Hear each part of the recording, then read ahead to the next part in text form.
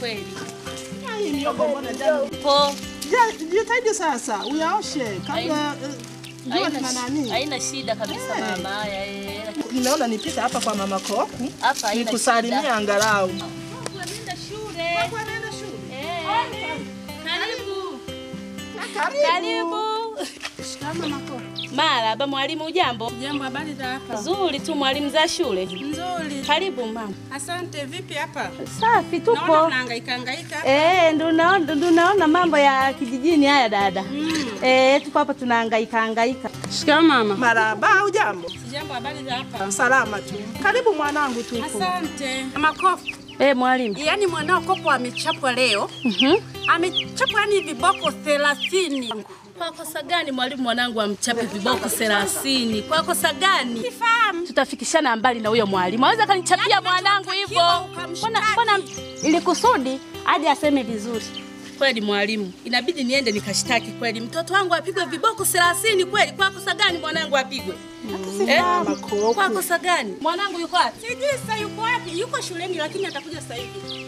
Mbona ananifanyia hivyo mwalimu kiwanja? Kwa nini sasa? Anataka nini kunipigia mwanangu? Nakwambia hivi mtoto amechapwa mwanangu. Viboko 30. Mwalimu anachapwa. Mwalimu.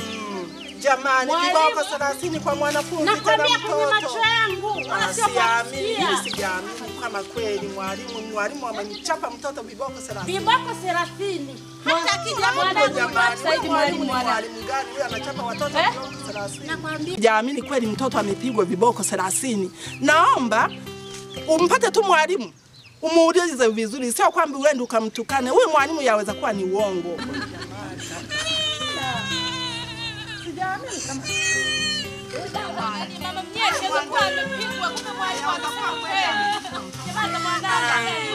Jamani Nyamaza.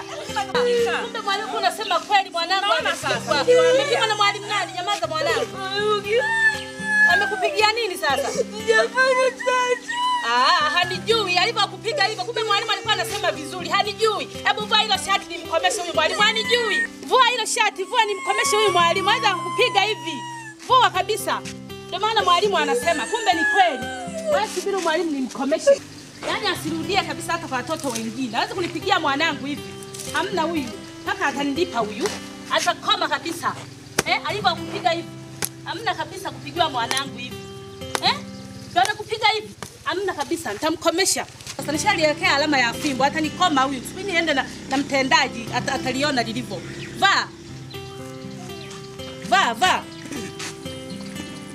twende kwa mtendaji.